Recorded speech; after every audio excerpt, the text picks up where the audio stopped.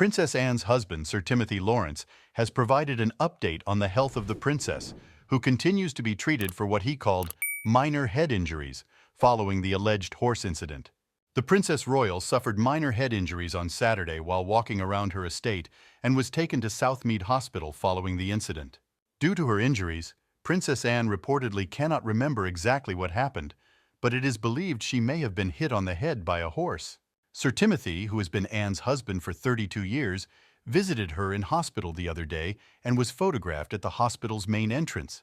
Coming out of the main entrance after a 2-hour lunchtime visit, Sir Tim Lawrence told the press, "She is doing well, recovering slowly but surely." Asked if he had brought anything for the Princess Royal, Sir Tim replied, "Just a few little treats from home." Sir Lawrence, Anne's second husband, whom she married in 1992, was dressed very smartly for the visit. A blue check shirt and a dark blue jacket and very smart beige trousers. Stylish and at the same time discreet. After visiting his wife and leaving the building, Sir Tim shook hands and spoke with Tony Hudgell. He waved to reporters outside the hospital and placed a bag in the back seat of his Range Rover before getting into the driver's seat and quickly driving away. Also, the princess's mood undoubtedly should have been lifted by the visit of her daughter Zara Tindall. The king's niece, dressed in hot weather in cut-off denim shorts and a shirt, was the second royal guest of the day after Tim Lawrence. Buckingham Palace said in a statement that the princess was conscious and would remain in hospital until the end of this week. "I think this is definitely a precaution." After Anne's accident, an ambulance was called to Gatcombe Park and Princess Anne was treated on the spot. Sir Timothy later accompanied Princess Anne to hospital. Due to this situation, all events have been cancelled, including a visit to Canada this Thursday. However, the royal is reportedly conscious and comfortable and is expected to make a full and rapid recovery. Upon arrival at the scene, the medical team reported that Anna's injuries were consistent with what they described as potential impact from a blow to the head or being kicked by an animal or animals. She was taken to the region's main trauma center, a sign of how seriously the incident was taken. Her accident was one of the latest health problems to affect the royal family after the King and Princess of Wales were diagnosed with cancer. Already one of the hardest-working members of the royal family, even at 70, she has played an even more significant role in recent times. A Buckingham Palace spokesman said in turn that the king is being carefully briefed, and he, along with the entire royal family, conveys the most sincere words of love and good wishes for a speedy recovery to the princess. Local residents said they saw the ambulance arrive at around 9:15 p.m. One said, "I thought, oh my God, I hope it's not Anne." The King, Queen, Prince of Wales, and Anne's other siblings, the Duke of Edinburgh and the Duke of York, were immediately informed. The spokesperson also confirmed that, on the advice of her doctors, Her Royal Highness's engagements for the coming week will be postponed.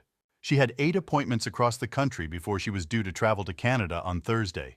Her Royal Highness apologizes to anyone who may experience any inconvenience or disappointment as a result, the palace said. Ailsa Anderson Cole, Queen Elizabeth's former press secretary who also worked with the Princess Royal, told media, "She will be furious that she can't live up to her commitments and hates to let people down." It is believed that the princess was walking around the secure perimeter of the Gatcombe Park estate when the incident occurred, and it is believed that no one else was involved in the incident. And no one saw anything. Anne's daughter Zara Tindall and son Peter Phillips were also on the estate at the time, but it is unknown who raised the alarm. It is worth noting that Anne is a key member of the dwindling current royal monarchy and has played an important role in supporting Charles on more than one occasion. Often described as the hardest-working royal, the princess is known for her no-nonsense approach and commitment to royal duty. Earlier this month at Trooping the Colour, she expertly kept the horse under control, although, as many noticed even then, the horse behaved very violently. Anne won the individual championship at Burghley in 1971 and was voted the BBC's Very Sports Personality of the Year. As we know, in 1976, she took part in the Olympic Games in Montreal as part of the British equestrian team in 3-day eventing. There was also a rather terrible incident. The princess survived a kidnapping attempt in 1974 when a gunman tried to kidnap her and then husband Captain Mark Phillips as they were being driven through a shopping centre to Buckingham Palace. She kept her cool, and when the criminal demanded £2 million, she replied that it was not bloody likely, and I don't have £2 million. We will continue to monitor news on Anna's health. And so information reached us that Charles personally checked the preparations for the golden banquet. As they say, I will not lose face in front of the emperor. The last hours before the famous golden reception turned out to be very nervous. The whole palace was on edge. At one time, Elizabeth II cynically noted that guests would remember these golden plates all their lives. Indeed, gold cutlery, snow-white tablecloths, cards written in gold. King, wow! The scope is immediately visible. And so the Emperor of Japan is already in England. Charles is in control of the situation today more than ever. You could say he's on a roll. He clearly got along with the Emperor. And this is immediately visible. As many noticed, obvious sympathy for each other ran between them. I would like to believe that this is so, and not a pure formality of reception. In turn, the guests really liked the Japanese collection in the palace gallery, which they toured for quite a long time after a light lunch during the day. Some noticed that only Camilla was not particularly in good spirits, and there is no way to hide it. You can immediately read the facial expression. Perhaps William also spoke too playfully to the Empress, but I think these are just guesses. Let's return to the evening event. As we saw, Charles personally inspected the table and tested the dishes. He was obviously very worried not to lose face. I felt nervousness in my actions. Camilla tried, as always, to portray at least some interest, but without much enthusiasm, she followed the process of preparation for the reception of guests and also the arrangement of the central flower arrangements. It is worth noting that the staff did their best to welcome guests. In honor of the guests, branches of cherry blossoms are displayed in golden vases. This is a very nice gesture. Charles gave the Japanese a short tour of his Highgrove gardens. In turn, Scottish salmon will be served with bechamel sauce, beans, and vegetables. These look delicious. Butter cookie tartlets with vanilla lemon curd and strawberry slices. Where would we be without French chocolate, fine wines, and classical music? All this awaited the guests. For the first time in almost 2 years, Buckingham Palace created a good atmosphere for a celebration. According to some insiders, Charles's advisors were able to convince and explain to the king the need to hold a certain entertainment event for the event, and not be limited, so to speak, to ritual ceremonies, where everything takes place according to a strictly formed ritual, one might say.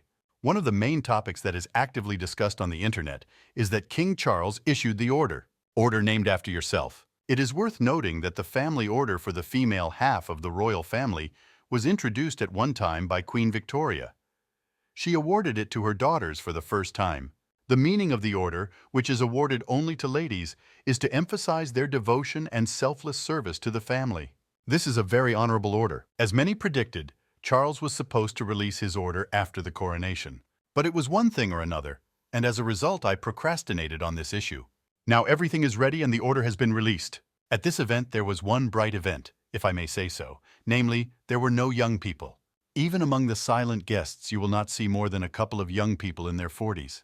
William himself was the youngest in the royal procession, and he is 42, please note. Many will notice that no matter how interesting the decorations and jewelry are, the sparkle of youth is always brighter than the shine of diamonds. And together, these two factors give an unforgettable experience from any social event. And for me personally, all this magnificence confirmed the obvious. Without the young members of the family, Windsor looks like an old, slightly shabby, expensive show without an interesting plot. Let's get back to this magnificent action. Queen Camilla! She didn't last long without her favorite Fiona Clare, and appeared in another dress with matching embroidery and slightly widened sleeves at the top, in the style of Victorian fashion. It doesn't look very flashy but stylish. What do you think? Camilla now wears both the order named after her husband and the Order of Elizabeth. Does this suit Camilla? And the tiara? And the brooch on your hip? This is a big question, but let's leave it for you, my viewers. Write to me in the comments. How do you like Camilla's image? Camilla is clearly wearing too many jewelry, and no, I didn't notice it, but almost everyone noticed it.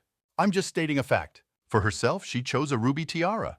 The history of this tiara begins in 1947, when Queen Elizabeth II married Prince Philip. The necklace was decorated with 96 rubies, which were supposed to protect the wearer from 96 diseases that can affect a person. She has never been publicly photographed wearing the necklace.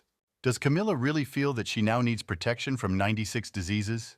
The design of the tiara is controversial among jewelry lovers, with many not being very fond of this design, but it is worth noting that this is one of 2 tiaras that Queen Elizabeth II created for herself personally. Queen Camilla paired the tiara with Queen Elizabeth's tiered diamond necklace. It is unique. King George VI commissioned Gerard to create this necklace for Princess Elizabeth in 1950 from 105 individual inserts considered heirlooms of the crown. The necklace features 3 strands of diamonds suspended from triangular clasps, with a single row of diamonds at the back. Queen Elizabeth, the Queen Mother, wore this necklace at least once. In 1953, Queen Elizabeth II shortened the necklace by removing 10 diamonds and wore the necklace throughout her reign. The necklace was inherited by King Charles, who lent it to the Princess of Wales for his coronation. And the diamond bracelet on Camilla is also from the collection of Queen Elizabeth II. These are such precious twists and turns. In turn, Empress Masako shone in the diamonds of the Japanese dynasty. They are also already in their 2nd century, as is one of the best tiaras in the land of the rising sun. I note that this tiara was previously worn by her mother-in-law. As some who were present at the event noted, Elizabeth II was never dressed identically to her guest, if their memory serves them correctly. And Oba often folded her hands on her stomach, which is also clearly not in the style of royal protocol. What's wrong with them? Tired? Or they no longer even notice their actions, which may deviate from the meeting protocol. The second royal lady of the evening was Sophie, Duchess of Edinburgh. And we'll talk about this now. According to insiders, the mistake of dressing Sophie for about $6,000 is that such complex dresses always need to be tried on, along with titular jewelry and ribbons. As a result, the dress was simply lost. Sophie is also wearing unique jewelry from the royal treasury. The tiara was originally a necklace purchased from a jeweler by King George VI in 1923 as a wedding gift to Elizabeth, the future Queen Mother. It was a Greek-style necklace with diamonds and pearls. 6 months after the wedding, the necklace was dismantled, and the stones were used to create the tiara we see today. The tiara was made in the then fashionable Egyptian style with lotus flower motifs. Then the tombs of the pharaohs were discovered, and the world of jewelry was literally engulfed in the theme of ancient Egypt. And this theme can be easily seen in the jewelry of that time. The Queen Mother wore a 1920s bandeau-style tiara on her forehead. In 1937, she lent the tiara to her sister Lady Mary Elphinstone for her coronation. In 1959, she lent the tiara to Princess Margaret. Princess Margaret often wore the tiara and lent it to her daughter-in-law Serena for her wedding in 1993. Oh, these hand-to-hand transfers, but oh well. After Princess Margaret's death, the tiara returned to the collection of Queen Elizabeth II, and she lent it to the Princess of Wales for the 2013 diplomatic reception and the 2015 Chinese state banquet. Birgitta of Gloucester, contrary to the expectations of many, did not wear her stunning set of turquoise and diamonds, but chose a tiara in the form of a kokoshnik. In this tiara, the owner of which was Princess Marie-Louise, Birgitta got married. She loved her very much and even took funny photos. The tiara is called Indian in honor of the unique sapphires and diamonds from this country. Let's talk now about the atmosphere of the holiday itself. The holiday cannot be called particularly cheerful, except for the rather impressive amount of vodka, which the guests clearly preferred to champagne. Why did it happen? Nerves? Or is everyone already tired of drinking only light drinks? I would like to note the very elegant decoration of the hall. The tables are completely covered with 22-karat gold. Stuart crystal glasses, Wedgwood porcelain. There were so many flowers. This is impressive. The short emperor was not particularly visible in them when he was sitting, and this, as some noted, was very nice. But there was a real tree here in honor of the Japanese. The scope is immediately felt. It was a Japanese maple and was placed right on the tables in the hall. It looked amazing. There were also roses from the gardens of Buckingham Palace and Windsor Castle. Now for the fun part. How Queen Camilla delved into the palace's jewel vaults for royal ascot. Her Majesty wore 4 rarely seen brooches, including one given to Queen Victoria by Prince Albert the night before their wedding. Wow! Camilla suddenly wanted to try everything on herself at once. Let me remind you that royal ascot last week was marked by speeches from King Charles, which were considered very moving, as well as speeches from other senior members of the royal family.